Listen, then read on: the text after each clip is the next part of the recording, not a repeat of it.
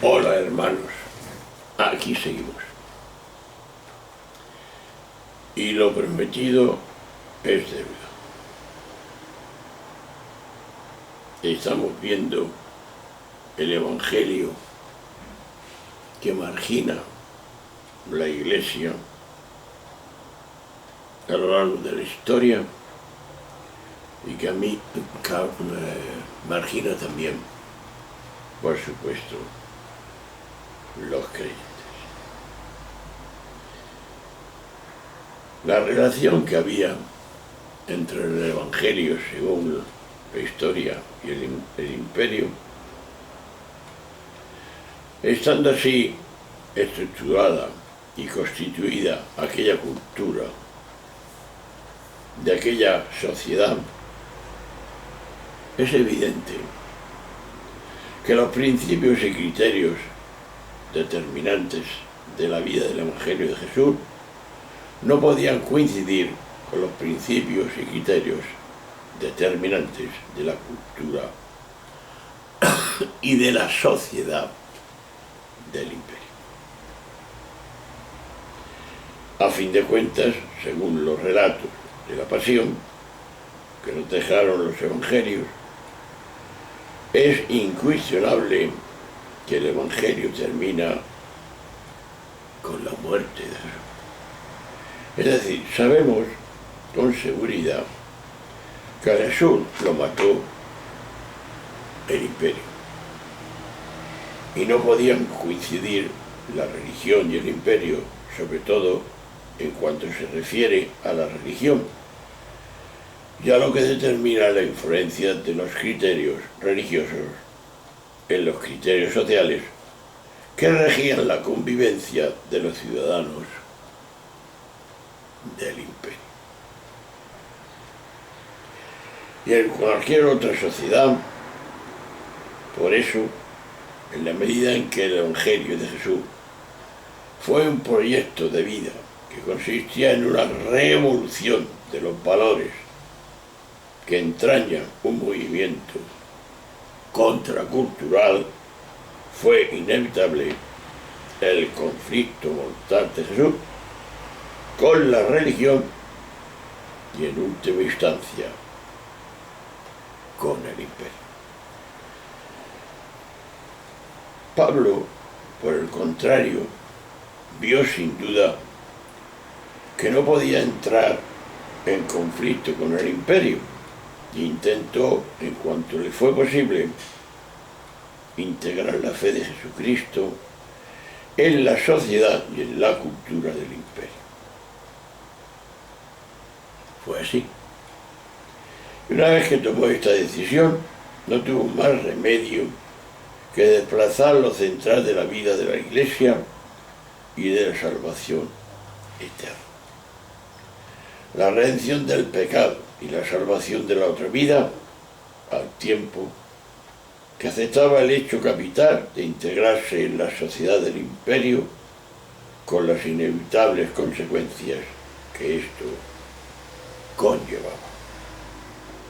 En efecto, al integrarse en la sociedad del imperio, no tuvo más remedio que ceder en cuestiones fundamentales que le obligaron a perder, mutilar o marginar en gran medida cuestiones básicas del Evangelio de Jesús, porque eran peligrosas y porque no tenía ni idea de quién era Jesús.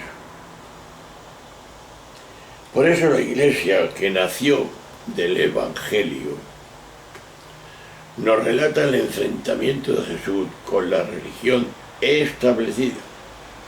Pero esta misma Iglesia, tal como Pablo la pensó al querer integrarla y socializarla en la cultura y la sociedad del imperio, no tuvo otra salida que organizarse ella misma como una religión.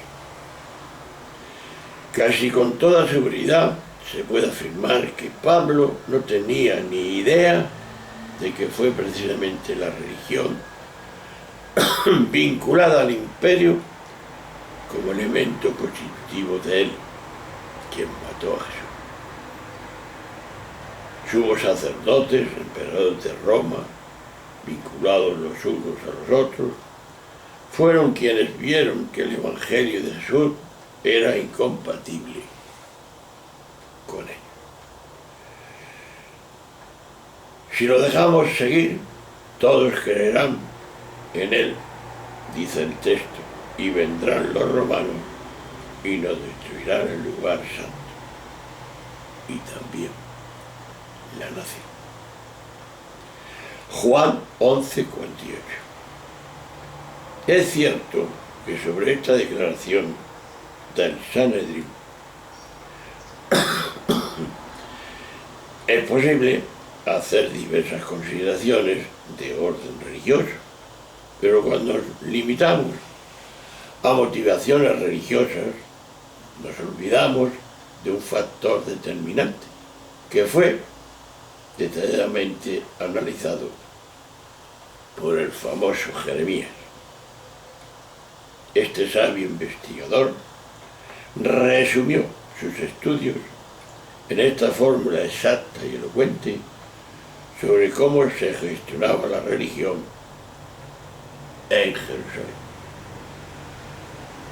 El culto constituía la mayor fuente de ingresos para la ciudad, sostenida la nobleza del sacerdotal, al clero, a los empleados del templo.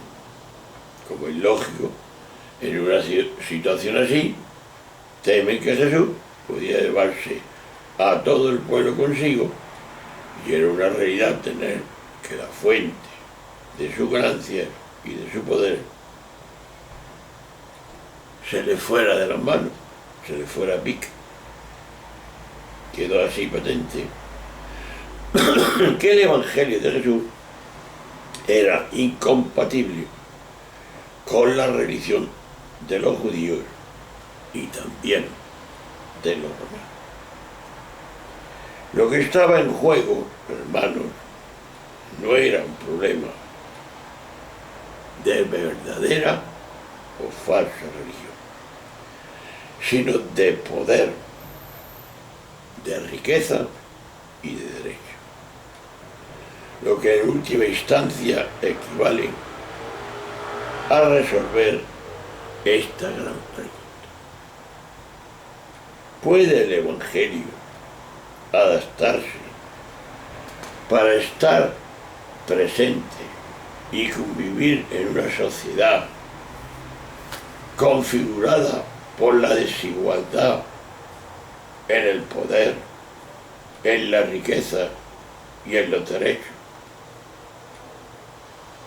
Nadie sabe si Pablo se hizo o no esta pregunta alguna vez. No sabemos nada. Por eso, esta gran pregunta que Pablo nunca se hizo, podemos decir: lo más probable es que Pablo ni siquiera se lo hubiera podido hacer, ya, como es sabido, centro de su fe en el Señor resucitado estaba en la redención del pecado, en la salvación para la otra vida. Lo que el Jesús histórico hizo y dijo en su vida terrena, Pablo lo vio compatible con la estructura política, económica y jurídica que marcaba y determinaba la sociedad del imperio.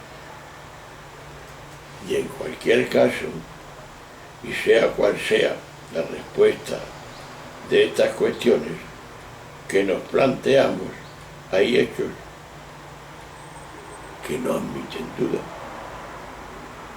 Y me explico. No entro por ahora en temas de alta especulación teológica, no. Por ejemplo, como he dicho, Pablo fue un fiel creyente judío que siguió creyendo toda su vida en el Dios de Abraham. Pero no es eso lo que ahora nos interesa aquí, no. Me parece importante que nos fijemos en cosas más concretas.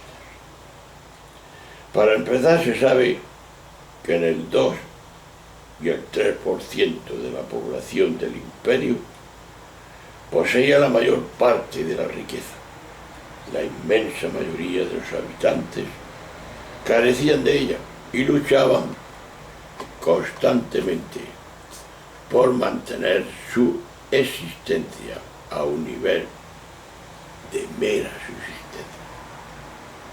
De ahí que en los evangelios Jesús presenta un programa que, de ser seguido, desmantelaría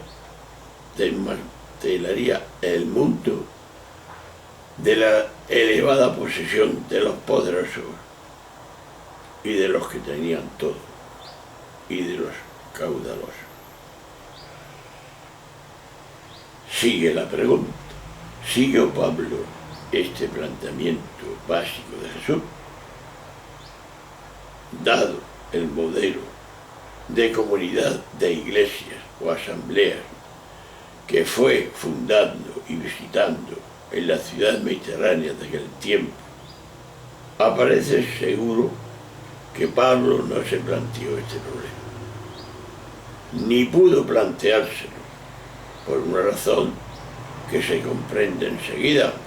Pablo proclamó la vida de las comunidades y asambleas o iglesias, de manera que quienes pertenecían a aquellos grupos tenían que reunirse para las celebraciones rituales. Pero para poder celebrar aquellas reuniones, los cristianos necesitaban locales adecuados. Se sabe que hasta el siglo IV no existieron templos, por tanto tenían que reunirse en casas privadas, que debían de ser espaciosas, o sea, de familias de buena posición económica, como sabemos que sucedió en las comunidades de Corinto. Esto provocaba conflictos y enfrentamientos que llegaron, entre otras cosas, a hacer imposible la celebración de la Eucaristía. Esto es un hecho. Pero nos vamos a quedar, para no cansaros, en este tema. La pregunta de Pablo, ya lo hemos visto, y nos meteremos en el próximo vídeo en las primeras iglesias, un modelo evangélico. Está en formulación de preguntas. ¿Influye fuertemente en esas iglesias el evangelio o qué influye? Hermanos, nos vamos a despedir hasta el próximo vídeo, en que veremos claramente que las primeras iglesias, cuál fue su modelo evangélico. ¿Fue auténtico o fueron otras doctrinas? Lo veremos.